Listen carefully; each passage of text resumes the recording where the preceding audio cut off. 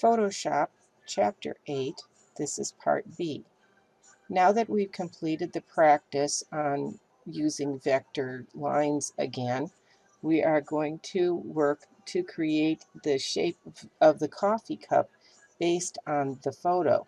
So you have to open your Start menu and do a Save As and change the name of that to Working and include your initials and save. I've saved before, so I'm replacing mine. You're going to deviate from the book. We're going to be using the Paths Operation pop-up menu, yes, but make sure first of all that the type of line that you're drawing is a shape, and then rather than using Subtract Front Shape, we are going to select Exclude Overlapping Shapes. If you use what the book tells you to use, which is Subtract Front Shape, you will end up with an error message when you continue on page 192, and there isn't any good way to get rid of that error message outside of going back and restarting and doing this over. So to expedite things, we are going to make this correction to the book. It should say Exclude Overlapping, not Subtract Front Shape. Once you have that selected, you can start by clicking on point A. Next, click on point B and drag. Point C and drag in the direction of the dotted line. D and drag down. Straight down to E, over to F and drag out. G and drag. That's close to H where you need to just simply click. You're going to click on I to get a straight line. J and drag. K and drag. L, drag up. M, N, and to close, click on A. Remember that you can go back in and make adjustments. If you need to, you can choose your direct selection tool and you can pick on any one of the anchor points and you can move them. So if you need to clean up a line, you can do that. Remember, if you click on a line that has anchor handles, you can adjust the angle of the curvature as well, just like we were doing in Illustrator. Once you're satisfied with the outline of the cup, we can continue on, and we're going to make the inside of the handle so that it is transparent. So back to your pen tool, make sure that, again, you have Exclude Overlapping Shapes, and you're going to hide the outside cup layer and reveal the inside handle layer. So we're going to start at A, click on B and drag, click on C and drag, and this time we're getting an odd shape because this is a closed item, so you're going to get this odd extra line in there because we are trying to put in a closed shape that can be excluded. E and drag.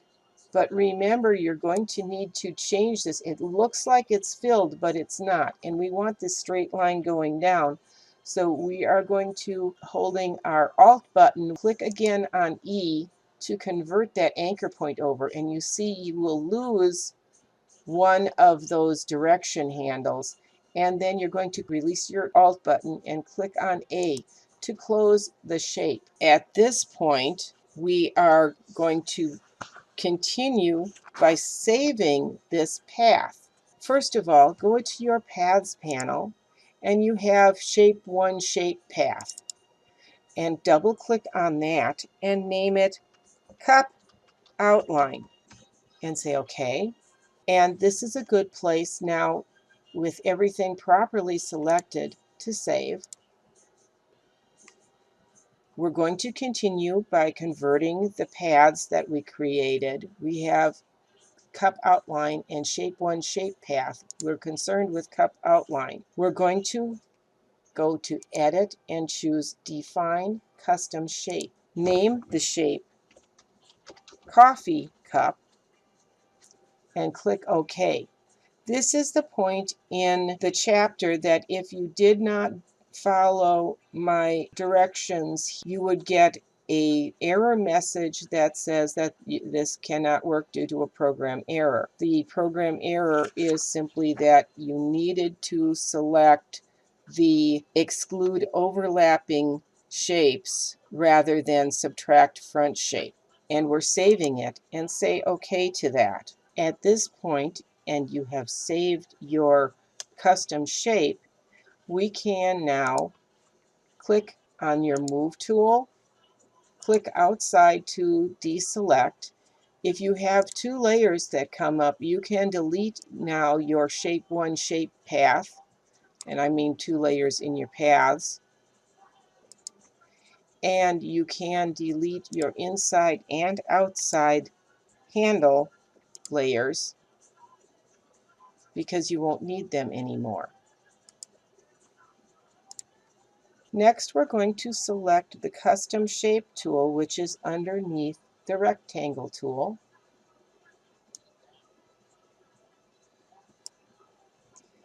Open your Custom Shape Picker in the Options menu.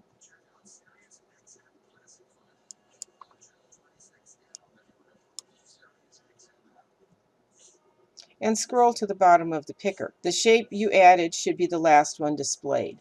I have 2 because I did this once before that was stored, and I have both shapes.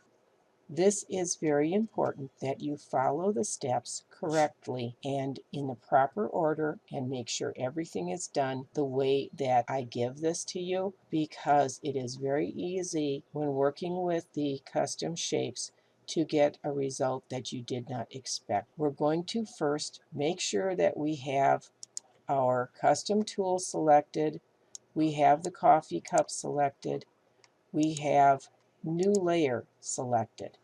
You can change your stroke to none if you would like. You can change your fill to black, and you're ahead of the game because we do that in a little bit anyway.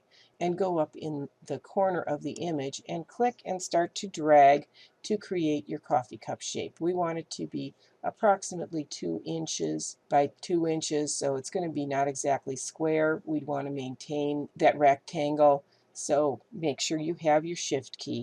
Once you have that shape, you can go up to your Move tool and deselect. You need to click off to deselect. In your layers, you want your Shape 1 layer selected, and you want your Shape 1 shape path selected. You're going to next pick up your Shape tool, and you're going to go to the lightning bolt shape.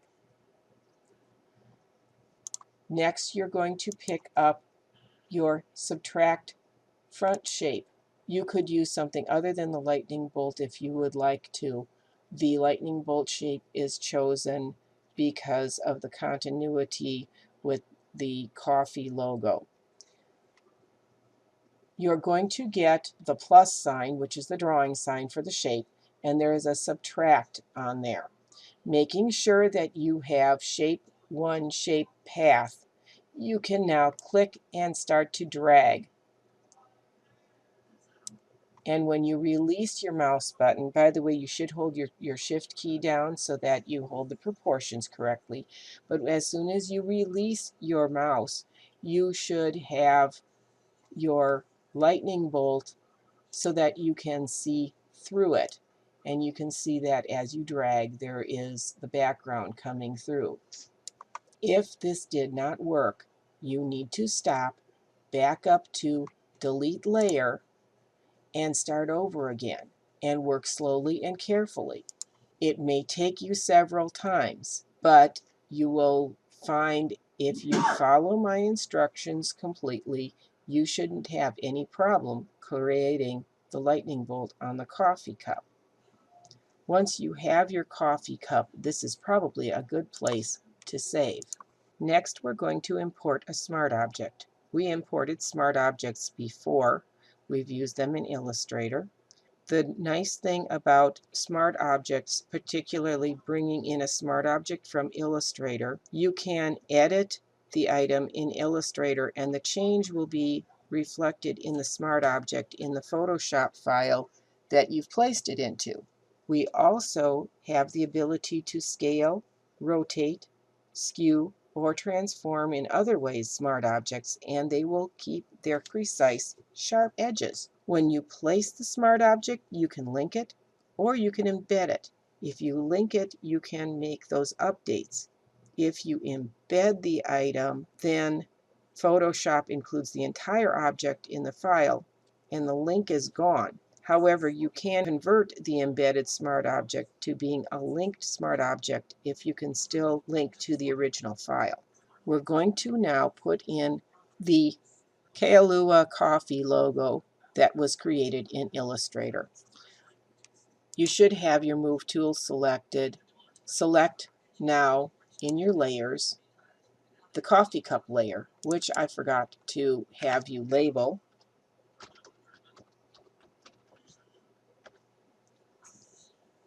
And choose File, Place Linked.